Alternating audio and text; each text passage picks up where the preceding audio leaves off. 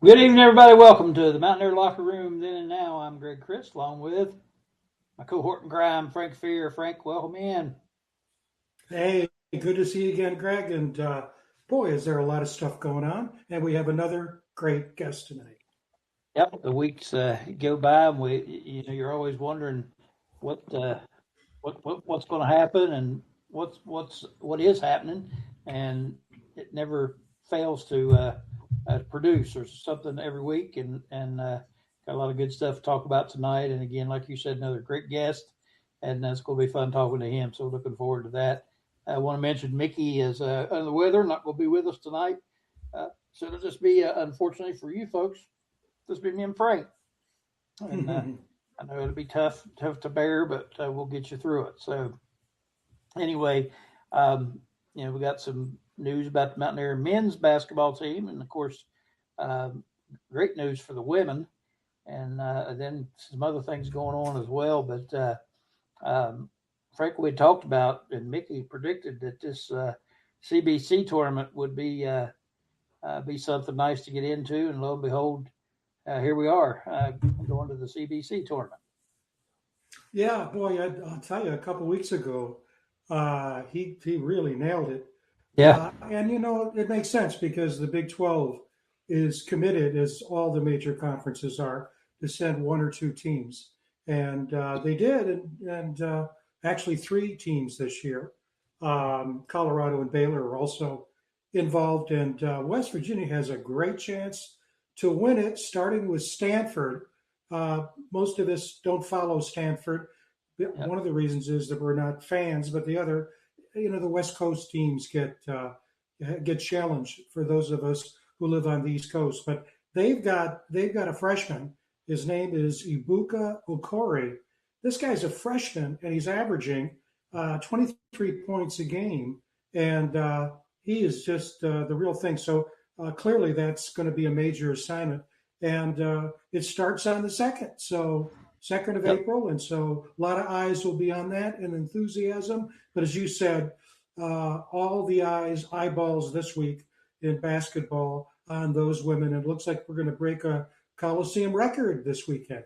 Yeah, yeah. To CBC, I think Mickey said very advantageous for people playing it for the purposes of Neil. They get paid pretty good money for winning that thing, and that money can all be used for your NIL. So that's a be a nice boost if they somehow pull that out. And Frank, with that men's basketball team, um, at times you'd have thought they could have won the NCAA tournament. Um, Watching them play, and then other times they couldn't won the Fayette County uh, rinky dink tournament.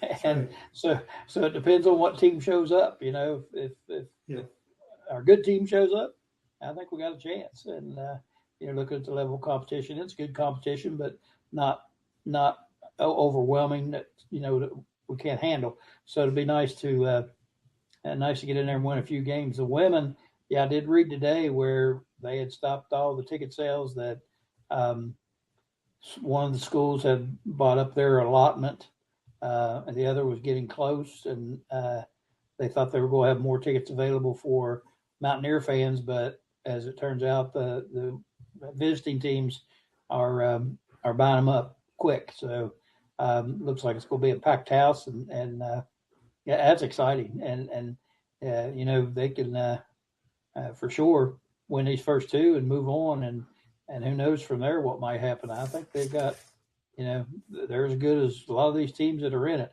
And I'm not going to lie and say that I watch a ton of women's basketball, because I don't.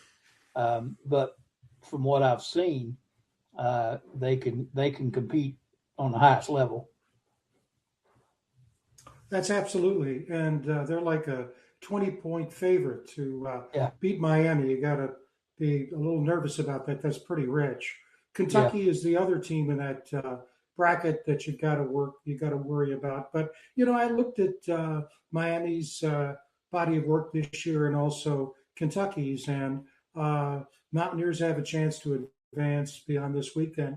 And we were talking about this the other day. Is that when you think about not only the way that team plays, that's important for basketball fans, where Yeah. the defense ignites the offense. But when you think about the women on that team, exceptionally likable, they're very skillful, and that we thought, I think most of us thought that Duke situation may have been just a miracle. Well, Yeah. it was extraordinary, but not a miracle. It set the table for the rest of the year.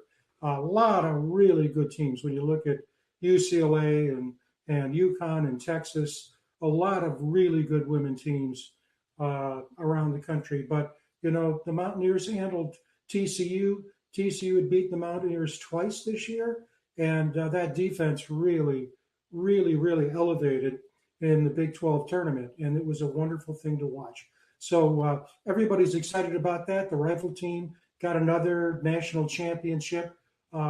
Football spring practice is underway with the spring celebration about a month away. So it's not an off season, not at all. Nope, never stops. And I want to let everybody know we're planning on being up there for the spring, whatever they call it, spring bonanza or festival or whatever it is that Rich has got going on. We plan on being there at a local establishment, and we'll let you know about that as we go through. But that'll be a lot of fun. Like you said, it doesn't stop; it just keeps going. Baseball team, of course, in full swing as well. And it's a lot of people see this as when football ends, everybody just sees it as a downtime. But you got the NCAA basketball tournament getting ready to crank up, and the NIT has already started, and been some good games in that. I for the first time in a long time, caught myself last night watching NIT games. I watched two of them, and both of them were really good games and some good teams, and so it's an exciting time. And of course, I'm a basketball fan, so I enjoy watching all of it. And like I said, it's exciting that our women's team is in such a good position, and the men's team, and that men's team, I think, going back to them again, is they kind of overachieved. I felt like with the new coach coming in again, a whole rebuild again, putting together a team, and to be able to compete and play like they did for most of the time in the Big 12 was impressive, and I think it's a nice reward for them to get to play, after the regular season ends. So exciting times.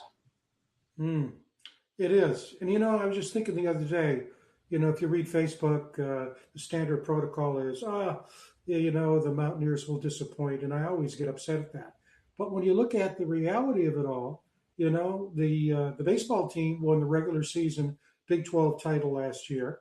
Had a great postseason, beating Clemson to advance into baseball, and the women won the Big 12 basketball tournament this year. So we're not only competitive, and of course the rifle team won the national championship. We're getting crowned, and so that's really great for Mountaineer fans everywhere.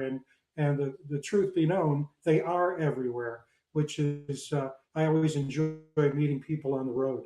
By the way, you mentioned that we'll have an announcement soon about being able to be up at Morgantown on April 18th. We're working out the details to do a remote there. But I got some great news the other day.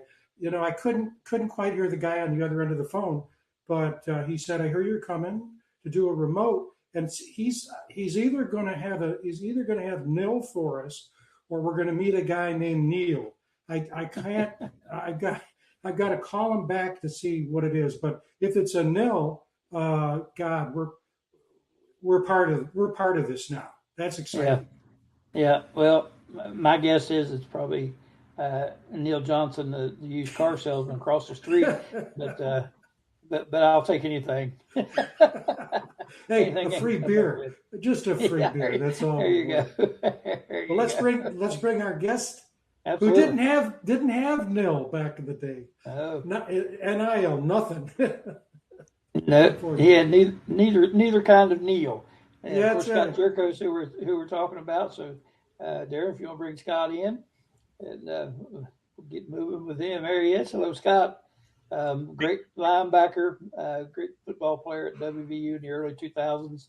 A lot of people probably don't recall is the excellent special teams player he was. And then not only was he a fantastic linebacker, but he was a great special teams player. So important. And Scott, welcome in. I appreciate you taking some time to join us this evening.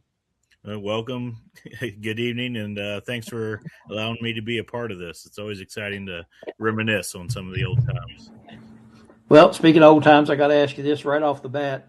I'm curious to know if playing basketball for Stick Parsons elevated your athleticism and made you decide to play football instead of basketball. I always tell people playing high school basketball for Coach P was one of the most fun times of my life. It was very fun, very entertaining. Yeah, I'm sure it was. He's a friend of ours, and my family's and great sense of humor and good basketball coach too. So, but I knew you played for him, so I had to. My brother mentioned it, and I had to throw that in. But yeah, we miss Stick being around. We miss his sense of humor, that's for sure. Tell us, you were there in Morgantown. Was there ever any doubt that you were going to go to WVU? Talk about your recruiting, your time there in high school, and then your recruitment to WVU. How did all that play out? Well, we had some very successful teams in high school playing at University High, and then, of course, playing against Morgantown around the state. My senior year, I broke my ankle. Fourth game of the year, so I kind of missed almost all my senior year due to a broken ankle. And once that happened, a lot of the recruiting basically stopped. Like they'd call the house, before cell phones, almost before that time, 25 years ago.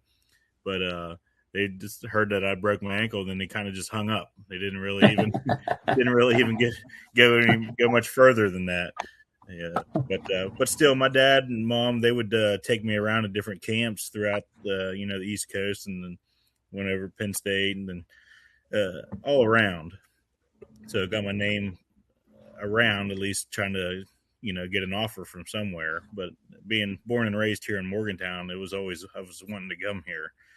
So when Coach Nealon hung it up after the Music City Bowl, Rich Rod came in and tried to get some local guys and offered me a walk-on participant, and I jumped at that. I didn't want to play Division II or Division III at the time. I wanted to see if I could really play against the big guys, and that's what I did, and I walked on.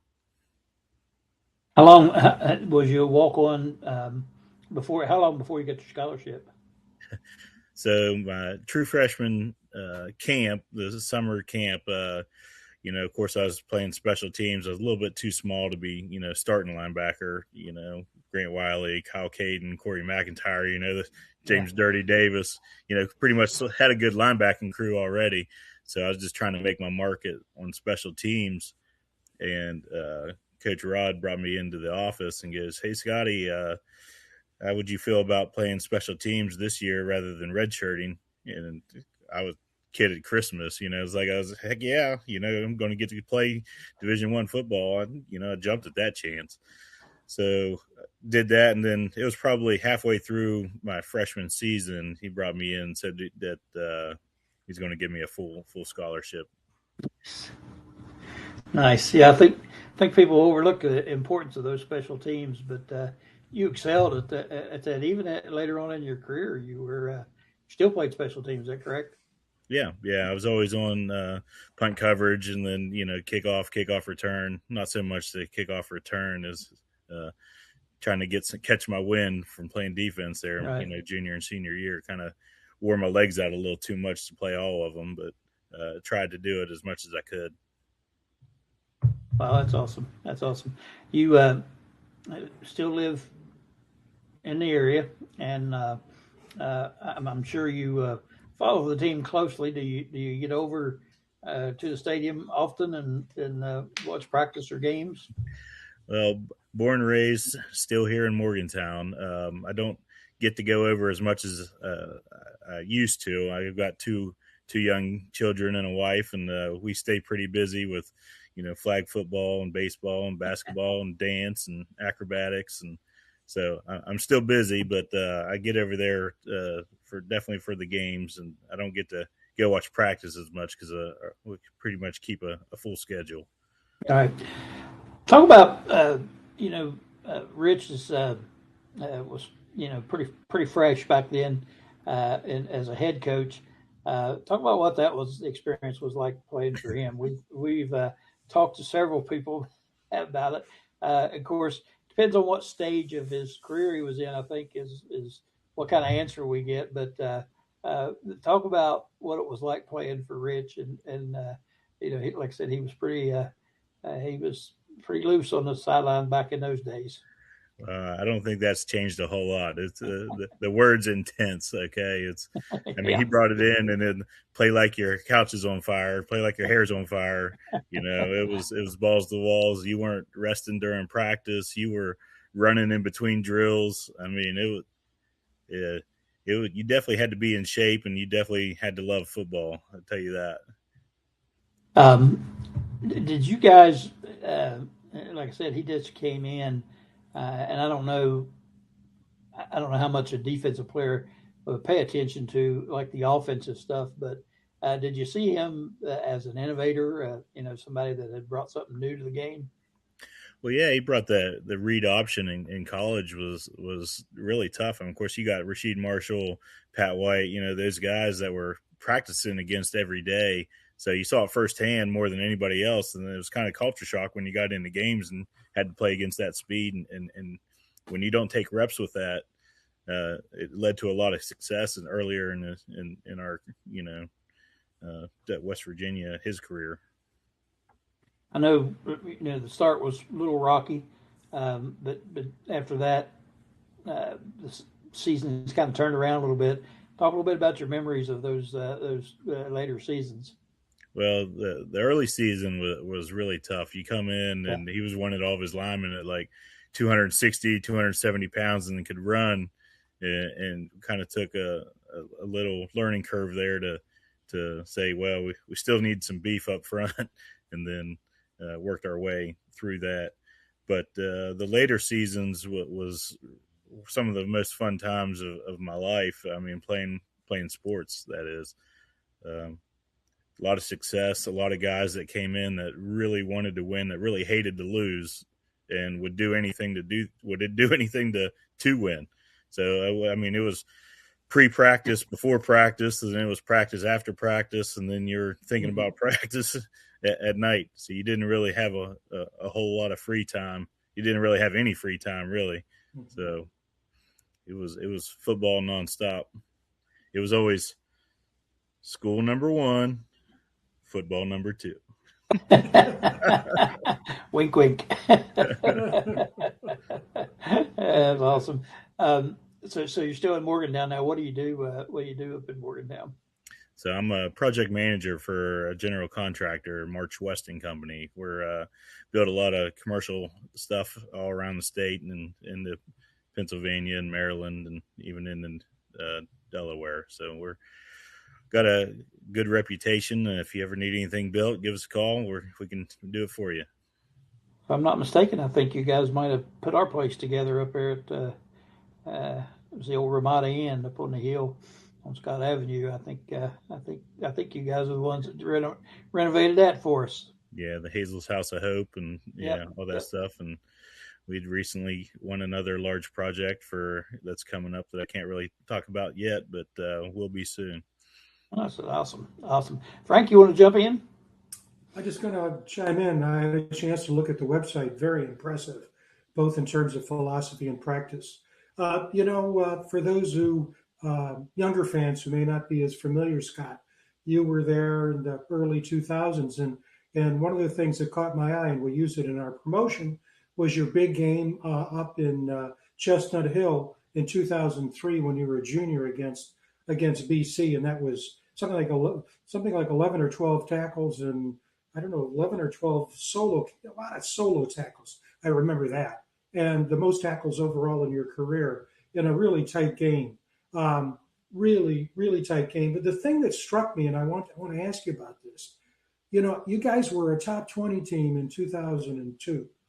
A lot of excitement. And then you go into the 2003 season, and you were 1-4. And, a lot of teams would just fold it. You talked about guys that hated to lose. Well, you went on a 7-game winning streak, ended the season at 8-5 after you started 1-4, and beat a lot of good teams in that winning streak. Beat Pitt, beat Syracuse, beat Boston College, Virginia Tech. Your thoughts about that game up in Boston College, or anything else about that turnaround, because it really was a stunning turnaround after a bad start, and to go on a 7-game scheme? Well, the one thing I remember most about the BC game was they had the left tackle. He had to have been almost 7 feet tall. He was like 6'10". He was like almost 400 pounds. And I just remember his arms were twice as long as mine. So I was like, I couldn't get anything around the edge on him. But being undersized, I think I was only playing at like 205 pounds my junior year. I think a lot of teams were thinking that was the weak spot, and they were trying to test me a little bit. But always being in the right place at the right time. Coach Castile would get us in a lot of reps during practice, and knowing what the plays, out of formations that they ran was really helpful for me in particular to, say, hey, there's only so many options they do out of this.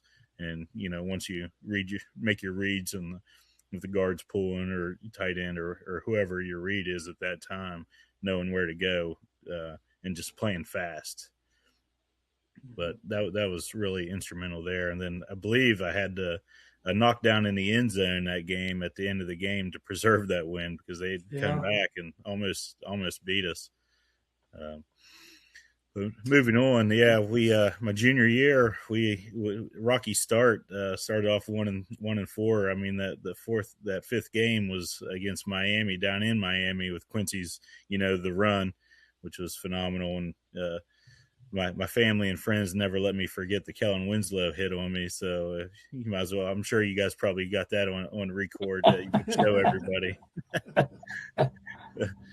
But no, we knew we could play with everybody. It was just a matter of it coming together, and it finally clicked, and we started rolling and getting wins. Yeah, it was a really exciting turnaround. When it's 7 wins in a row, that's a hell of a run.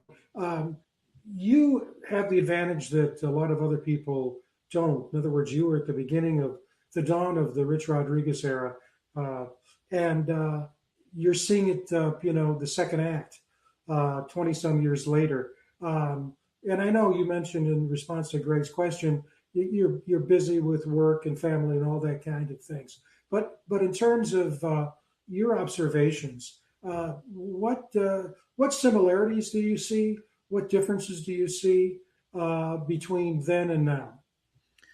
Well, Rich is a winner. He's going to win wherever he goes. I mean, honestly, if Michigan gives him one more year, he's probably still at Michigan. The second go around here at WVU, he's trying to bring that culture back that he had here the first time. And I don't know if you could repeat that in the NIL days here and how that works. I mean, there's really not a whole lot of loyalty, if you want to call it that, but you can't really recruit guys that are going to stay here 3-4 years. It's all, what can you give me? What are you going to do for me? And rather than them working hard and trying to get to a starting position. Mm-hmm. Well, the NCAA, everybody criticizes them. Greg and I do our fair share. But one of the good things they did from our perspective, and I think I can speak for Greg, is last year they had the second portal after spring practice. And they did away with that this year because it's tough enough on these coaches to have to re-recruit players after the season, but then have to re-recruit after spring practice. You can say the positive thing is that they can size up the spring practice, spring game, and if they need a linebacker or a tight end, they can get it. But, the thing that I think that speaks to me, because I just look at leadership writ large, you see the philosophy that Rich has and the blocks he's trying to build here. and it just makes a lot of sense. It's common sense. He doesn't. He wants to have a senior class that's between 20 and 25 players, and he doesn't want to lose players. He wants to do everything he can once he recruits a player to keep that player, which means the nil has to be there. He's going to lose some, but he also said that he shifted his focus from heavy portal the first year to a more balanced approach this year. And next year, it'll be even more heavily toward high school, with the junior colleges playing an important role in terms of getting guys with experience, not just with potential at the collegiate level. And so, he knows the business. He's a winner, smart as all get out. So the thing on the flip side is, and you may have read this, Skylar Callahan had an article about it. I think it was FanDuel, came out, and the betting line is no more than six wins this year. That seems, I know the Big 12 stuff. That seems light to me. I know prediction is the toughest thing in the world, and I'm not asking you to predict, but it just seems 6 wins is pretty light. I would agree. I mean, if you look at what he's trying to do here and create that culture of the hard edge mentality that we had back in the day, it's hard to do that with freshmen and high school kids. I mean, look at Indiana's team from last year. I think their average age was 22 years old. I mean, you're almost grown men, people that could have been playing 2 years in the NFL that are still playing college against roughly 18-year-olds like I was my true freshman year. So it's difficult in that aspect. But I mean, I know Mountaineer Nation has a great NIL and the Country Roads Trust moving forward. So that's going to help them a lot. And then all the different facility upgrades that West Virginia has done. It's really a state-of-the-art facility. I took my wife and kids there last summer when Rich brought all the guys back, and it's truly remarkable especially from when I was there, 20 years ago to now. It's like, my goodness, I wouldn't have to leave this facility at all unless to go to class. But they got everything. It is. Yeah, very impressive. One last question before we kick it back to Greg, but you and I talked on the phone. Your brother, you made your name in football. Your brother made his name in baseball. Talk a bit about him, and he had a great career in Morgantown. Yeah, it all goes to, and I always throw in my older brother, Randy, as well. We always grew up playing all 3 sports: football, basketball, baseball. I gravitated towards football. Randy was more basketball, and of course Jedd was baseball, but not to say that we weren't bad at the other ones, because we were pretty good. But Jedd could have went other places, stayed home at WVU so we could all watch him. I mean, we're all Morgantown guys. He stayed here so we could watch, and then of course he got drafted by San Diego, made his way quickly through the minors, played 8 years in the majors, and settled back home here in Morgantown once he finished up a few years back. That's when you think about it, what a family. We had Phil Braxton on last week, and we were talking about his uncles and the family. I think there's something like 11 or 12 of the Braxtons who've graduated from West Virginia University, and Gorko's family is in the same mold, and that shows a lot of commitment, because it's not as though the Braxtons and your family didn't have choices. Your brothers had choices, you had choices, and so that's terrific. And also, continuing with your professional career, just it always is great we talk about it every week because it happens every week. That really warms our hearts, right, Greg? Sure does. And Frank stole my thunder. I was going to ask you about your brothers, but looking back on your time, and of course I can't remember all of them, but who are some of the better players you played with at WVU? Always like to hear these names, and I know you already mentioned one, Grant Wiley, and just super football players. But who are the guys you remember? A lot of them, but it's hard to picture some of them without, when you first come in, you're looking at the linebacker room, because as a linebacker, you got Kyle Caden, Corey McIntyre played in the NFL. James Dirty Davis played in the NFL. Corey McIntyre played in the NFL.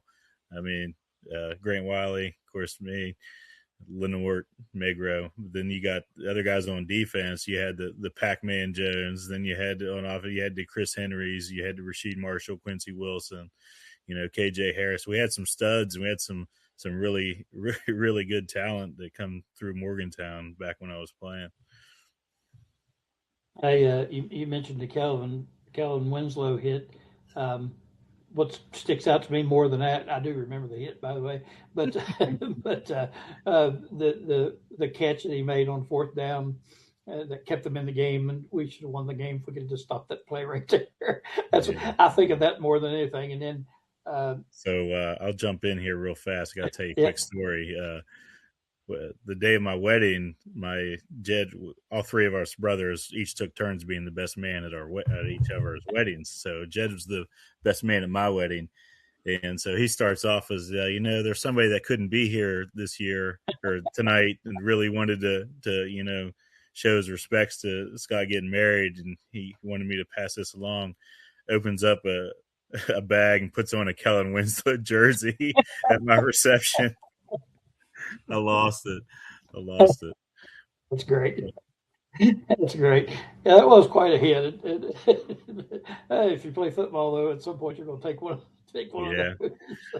I've dished out my own. I've taken a lot and I've given a lot. So that's what I always tell my wife. I've been hitting the head a lot if I forget to do something. But well, and the good thing too is that Quincy Wilson's run and where he tagged the guy that pretty much sticks out in everybody's mind more so than anything else. So it kind of lets you off the hook just a little bit from taking your shot. Yeah. I always hated it because I hated Kellen Winslow after that and got drafted by the Browns, which I was a Browns fan, and I just never could bring myself to root for him. So he's where he ought to be right now. I'll say no more. In this NIL world right now, you're a businessman, so you kind of know how things work. But I always have these scratch my head, and when I look at this stuff, I just saw yesterday where player from Michigan was being offered between $7 and $9 million to come play for them. And again, I may be just closed-minded on this, but when you look at a job or you do a job, your company does a job, I've never seen a place where they come out and they give you $2 million and say, hope you do a good job. I've never seen things work like that. and I'm just the NIL, I'm all about the players getting paid. I think they should get paid. I don't think there's any question about that. I've always felt that way. But what do you see? I mean, you just don't hand somebody $2 million in hopes that it's good. I would think there needs to be some sort of a system where, Scott, you're going to come play football for me. I have $2 million in my checkbook for you if you can meet these standards right here. What's your thoughts on how this NIL works and where it's all headed and what's going to end up happening? Yeah, I agree with you as well. Student athletes should be paid. I mean, as much revenue as they're bringing in for the schools, as much time and input that they put towards their craft. There really is no free time for them to do anything to even earn money on the side. So right. I do believe that they do need to be paid. As far as how much, yeah, that's life altering money. Yeah. In a lot of cases like that. But yeah, I think it should be, and I think Rich is actually going towards more of a reward based system, and I don't really know how that is or what it is. And somebody smarter than me should try to figure it out, but I don't know what the correct answer there is. Yeah.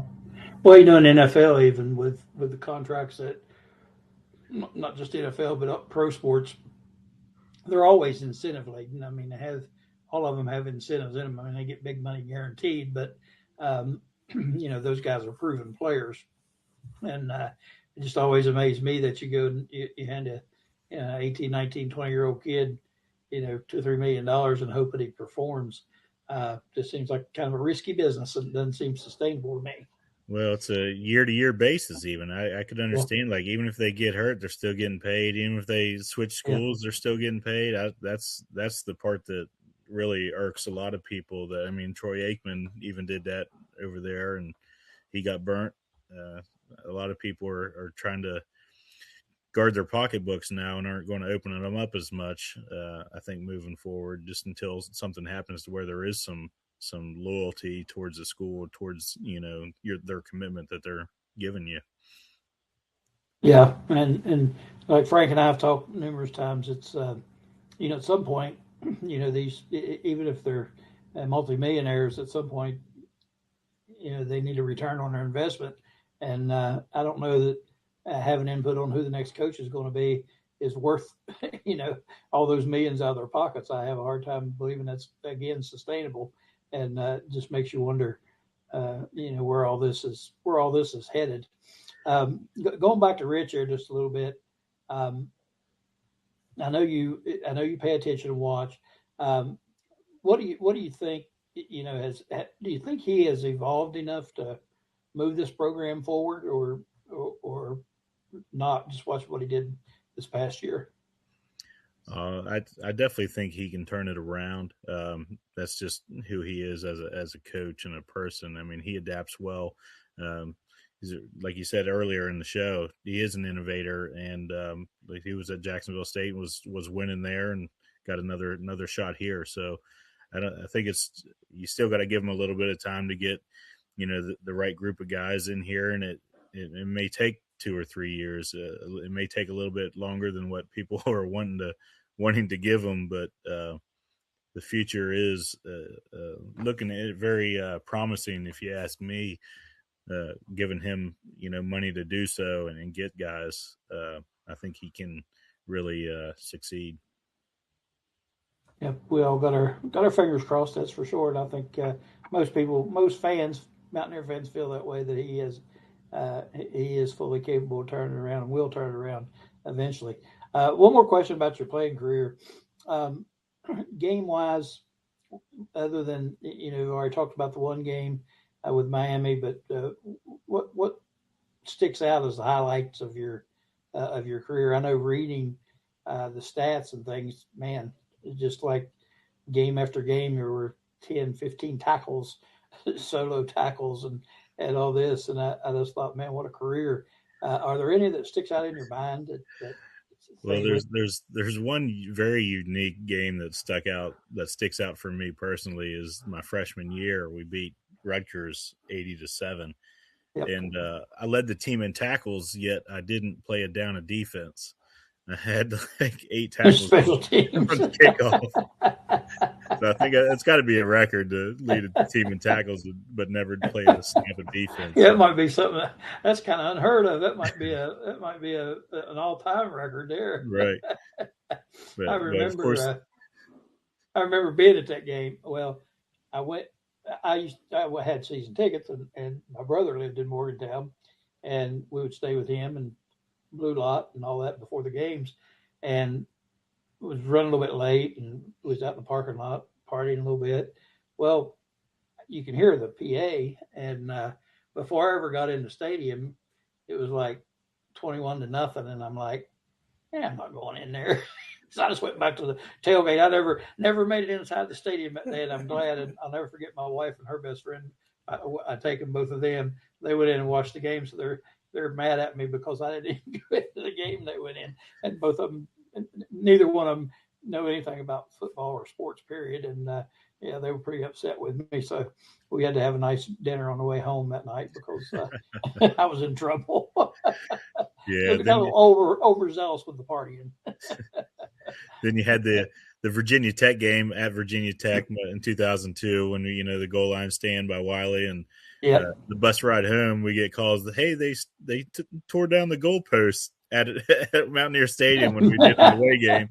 So that was always funny story to tell people. And then of course the next year when they came in nationally ranked and we beat them 35-7, 28-7, whatever it was, just totally waxed them. So that was always a fun one. And then, of course, you always remember the bowl games, 2 unfortunate ones against Virginia and Maryland, and then Maryland, even Florida State. You get to play against Coach Bowden and Florida State. It's memorable, even though it didn't come out our way. Yeah.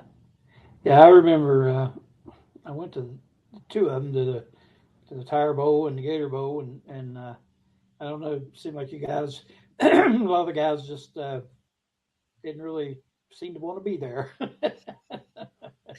Yeah, I think Rich was getting his feet wet with we were down there a long time. It was, I think, my goodness, I think we were down there 10 days or something like that beforehand, and just right around Christmas time, New Year's, spend Christmas at a hotel, and it was just wearing on everybody, and everyone was starting to bicker with each other. And it's just we were close knit family, but there's only so much time you can spend with everyone. Do you stay in contact with Rich now, or? We actually talked to him a little bit there at the West Virginia Children's Gala, a little thing for Children's Hospital, and he was there and I was there, and I got to speak with him for half hour or so. So it was good catching up. Yeah, that's awesome. Frank, you got anything else before we let Scott go? Well, we love history, Scott. I think you know that. Then and now title of this, and there's a little bit of history that a lot of people, I think most people don't know, that's tied to that Rutgers game. After that game, Rutgers decided to drop football, but the athletic director didn't have the heart to tell the coach and the team. And Rutgers is still playing, but it's not a sanctioned team, not a sanctioned program. So it's the NCAA, after they haven't done anything. It just shows you how weak they are. They won't do it. Frank, you're a research guy. You need to scour the record books, and I don't think I've ever heard of anything like that. You lead the team in tackles and never play it down the defense. I know. I'll tell you what. I have friends in New Jersey, and they're if you ask them, does Rutgers have a football team? They'll go, nah, not anymore. After that game with Princeton, nah. Well, there was 4 or 5 years after I was done. They had some success. Sure. I mean, they no, I'm just kidding. That's a tough place to recruit. I was just talking with some relatives a couple of weeks ago. Is that we're spoiled, or it's the culture here around the Midwest, the South. College sports are huge. Saturday is a big day. Well, there are a lot of places around the country, particularly in the Northeast, where the big day is Sunday. It's pro football. And when you think about the major college programs back in the East, Syracuse isn't anywhere near what it used to be. The Ivy is not a major program. UConn has won national championships in basketball, both men and women, but they've really struggled to field a consistent football program. You got BC, but then you got programs like Holy Cross. It tends to be smaller colleges. And so it's really tough. That's a very tough place to get a lot of fan support, to recruit players. They tend to leave. It's tough. But Rutgers in the Big Ten now. They're in the big leagues, really big leagues. So it's a good deal. The old Big East, where you had Miami, BC, Virginia Tech, Syracuse, and then they transferred to the ACC and kind of realigned, was a big hit at the beginning. And I can't believe that during COVID they had the greatest opportunity in college football history to realign everyone, because everyone was home, to redo, within a bus drive conference. I mean, they had the teams and had the greatest opportunity in the world to do that, and they did nothing. The NCAA has just kind of completely dropped the ball in every aspect of NIL realignment. It's just there's really no leadership there, and I can't believe it hasn't plundered more than it has already. Yeah, well, there was a conversation on ESPN the other day. It just reinforces what Greg and I have talking about it. that is that been talking about, and that is the Big Ten and the SEC really ruling the roost and not really wanting a lot of change because they want the primary focus to be on the two. And one of the points that was made, which is really when you think about it now, you've got what, the last three national champions out of the Big Ten, which 5 or 6 years ago the question was, well, when's the Big Ten going to win another championship? And now the question is, when's the SEC going to win another championship? Because Indiana now has popped up and is rivaling Ohio State and Michigan. But, and Greg can echo this, so many of the younger fans will get sort of roll their eyes when we talk about the way the Big East was and Eastern football. We were brought up on that. And we keep on saying, boy, do we miss that. Fans could travel, as you were saying, and it's gone. And, on the one hand, they'll say, you got to get with it. The world has changed. On the other hand, yes, the world has changed, but there are a lot of things you don't necessarily need to change as you move forward. And, you watch these games on the road. How many Mountaineer fans can go to Kansas State, Iowa State to watch a game? It's just, we miss Eastern football. Tough now on a family of four just to go to a Mountaineer game anymore. I mean, you're $600-700 all in, to, not even counting the 10 beers that you'd have at the concession stand. But all prices are getting out of hand right now, and it's trying to pay athletes now to try to compete. Yeah, that you're right, because when Greg and I go to the game, they're so they wouldn't let us bring a keg in last time. We thought we made a strong case as to why we needed a keg, and they wouldn't let us in, Scott. Yeah, you got to sneak it in somehow. I've gotten a lot bigger belly now, but I don't know if I can get a keg in. Yeah, you're right. For the price of the church's concession stands, you could go to a local store and buy a keg for what you could buy a couple cans of beer for. That's right. No, I think it just was last year that somebody did an analysis of the cost of going to college football games, total package, parking, food, tickets, and WVU games were in the top 5. So it is, it's surprisingly expensive. When I tell people, because I go back, I live out of state, and I tell people what it costs with a hotel room, tickets, et cetera, people think, well, you're exaggerating. No, the cost of college football and the tickets are part of it. Yeah. Oh yeah. But I mean, hey, not too many people around the country get to experience a blue lot tailgate and after party, and especially a night game. If there happens to be one in Morgantown, there's really nothing like a night game in Morgantown. So it's just something. That's right. Yeah, it's just something you got to experience. I was at Michigan State for years, and I can tell you there's nothing like West Virginia. In fact, we were at the TCU game last year, Greg, and a bunch of us, Mickey, et cetera, and the TCU fans were walking out congratulating West Virginia for putting on a great show. They really enjoyed it. That tells you something, because that's Texas, the epicenter of football. So, yeah, it's a great experience. They do a great job. Yeah.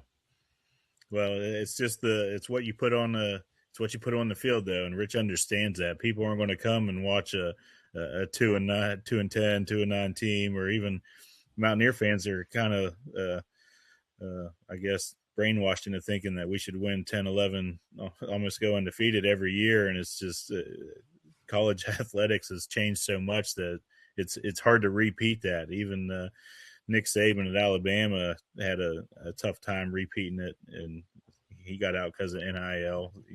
He's even said that, but it's just it's hard to find that bottle, that lightning in a bottle every year, because you just never know. That's right. Well, I'll tell you, Greg, this is another great conversation.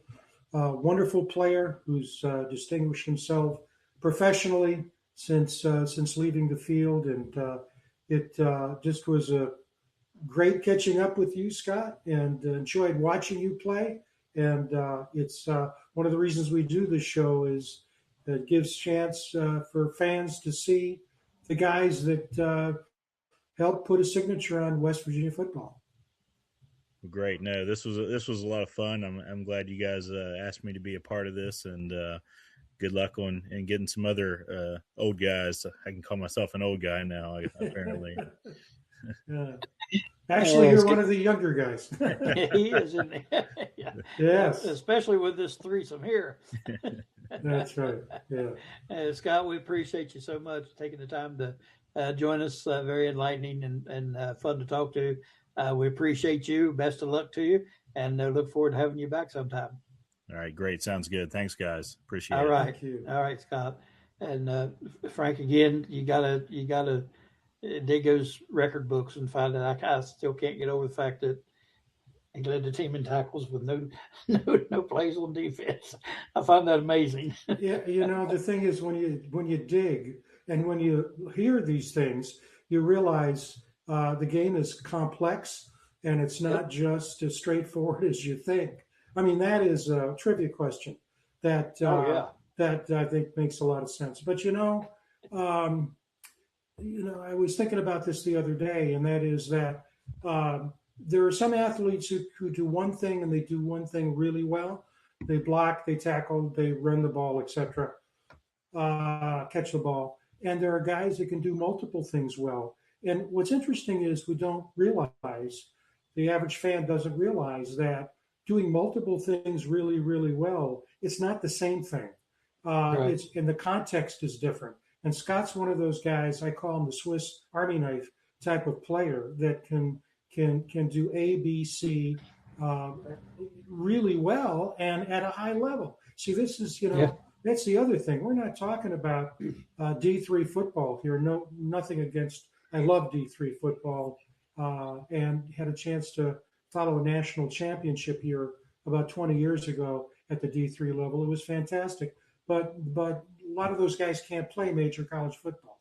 So that's what's really exciting, to see guys who can do multiple things really, really well. And he does it, and he did it, and that's fantastic.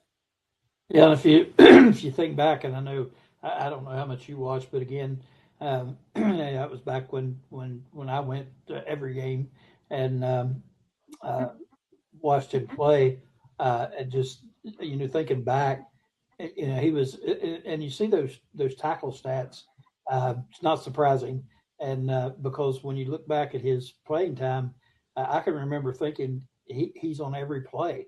He's either on the tackle or he's right beside the ball when it goes down, and then you see him on special teams doing the same thing. And I'm like, my gosh, he's everywhere. And so I remember watching, and the fact that you do more than one thing is something. But when you excel at it, and you excel at, not only your defensive position, but you also excel on the special teams, that's a special player. And he was that. And, just watching him play, you could see that.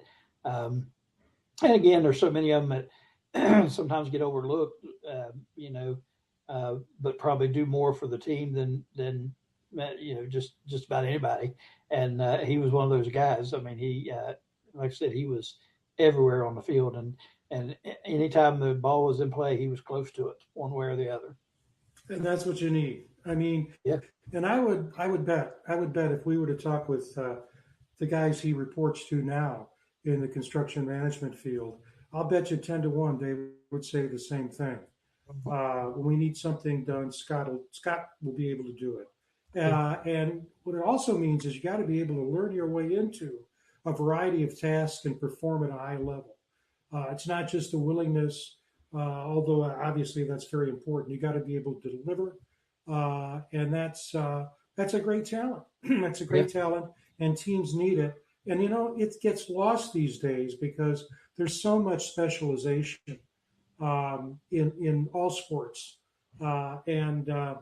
Boy, I'll tell you that this was great, just great. Especially, I hope we have a number of people who watch tonight or will watch in the archive tonight that may not have known much about him, maybe didn't remember the name, or do remember him, and then learn what he's been up to since, and more about the experiences he had when he played. Just fantastic. But yeah, and we talk about the successes afterwards. You mentioned his company, March Wesson, very reputable, very well known, up in the northern part, and that it's another exceptional mountaineer that has gone on to success afterwards, and we talk about that every week about these guys that played at WVU and what they've been doing since then. Again, he's no exception, and a great story and fun to talk to. Yeah, and being in Morgantown, that's so exciting. Boy, that town, I hope, is going to be hopping this weekend. Certainly with the women's game later on. Yeah. But I was looking at the weather forecast. A lot of people may not know that the Brigham Young series in baseball this weekend is a Thursday, Friday, Saturday, not a Friday, Saturday, and Sunday. And the Penn State game that was supposed to be played in Morgantown on Tuesday was canceled because of the weather. And I think I've got it down here, and I have to look at my notes. Friday looks like it might be rain. My guess is my prediction on baseball, and they've got to be very careful here because of the basketball game too. I really don't see them playing 3 games in consecutive days. My guess is it will be they may have to do a double header because they want to get in all 3 games, and yet I don't know. Yeah. We'll just see. We'll see if they can get the Thursday game in. That's supposed to be 52. That's at 6:30 at night. Friday night, 6:30, and 1 p.m. Saturday. I'll bet you there'll be a change in schedule to fit the basketball game and the weather. The other thing, Greg, is that we didn't talk about this before. With that loss to Columbia, they lost 1 of 3. They dropped out of the top 20, but taking 2 out of 3 from Baylor down in Waco, and they almost came back and won the first one. They had a home run in the 9th, but fell 1 run short. But they took 2 out of 3. The Mountaineers are now ranked 20th in this week's D1 baseball rankings, and that's great. BYU is 10-9. I looked at their schedule. They played mostly mid-majors. I think Washington State is the only major they played other than Cincinnati in the league. But they have the goods. They could easily sweep BYU, and it would be really sweet if they could do that. And then the women win 2 games over the weekend. Actually, starting on when's the game? It's Saturday, isn't it? Saturday. Yeah, Saturday, Monday. So keep our fingers crossed. Yep. Yeah, I would. I'd hate to be up there if they're having a baseball game and shortly thereafter the women's basketball game sold out. That place will be a mess. It's not the easiest place to get in and out of on game day anyway. But the men's baseball team, I've noticed a little trend with them. They seem to let down a little bit against some of these. I don't know if you call them mid majors or what you call them, but seem to. And then they wake up and take care of business. But they've lost a couple of games to teams you wouldn't think they would lose to.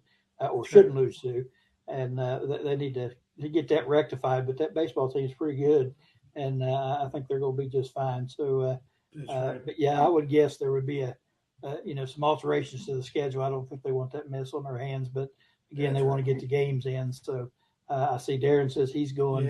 He's going to be there Saturday. Yeah, that's fantastic. And Monday, it's going to be there twice. Oh, awesome.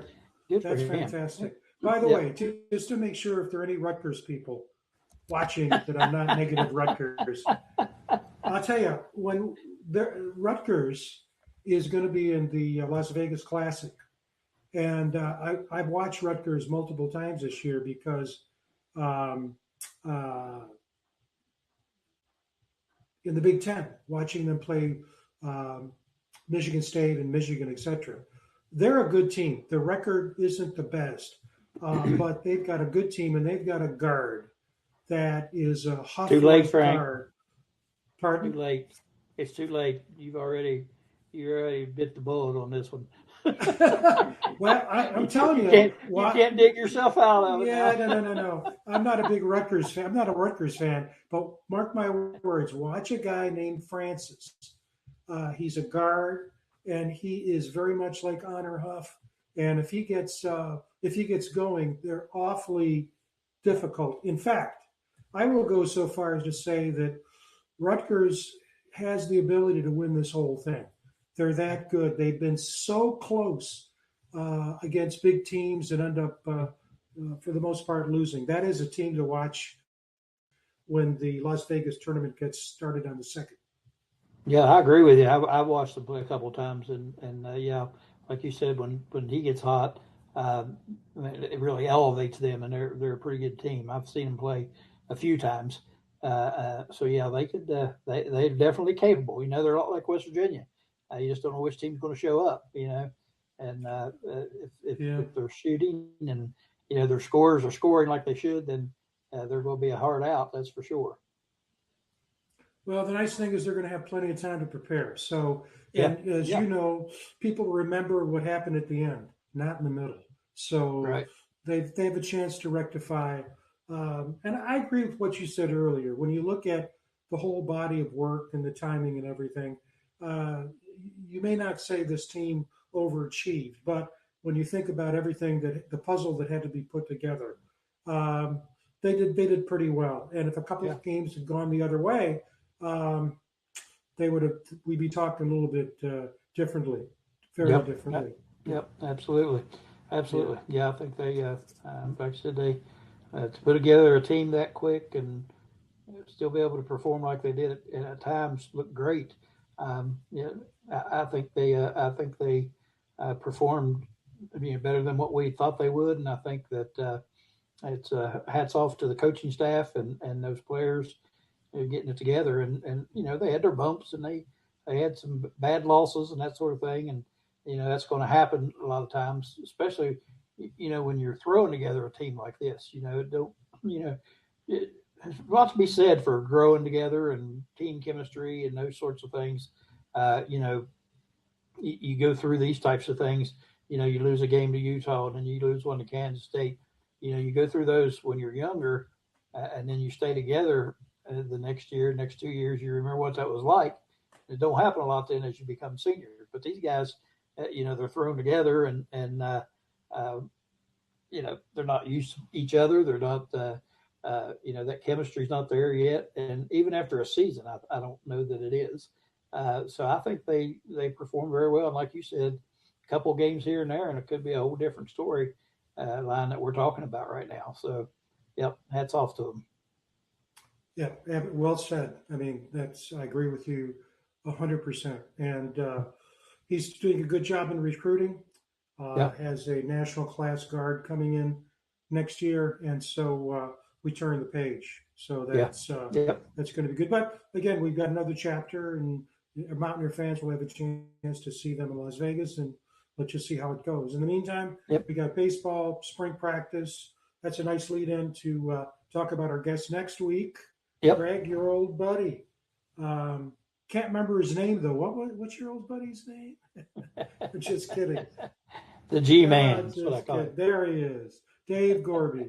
Yeah, our good friend Dave Gorby, who talk about researching and knowing all the angles. He could have his own podcast just talking about Mountaineer football, or he could have a column he could write.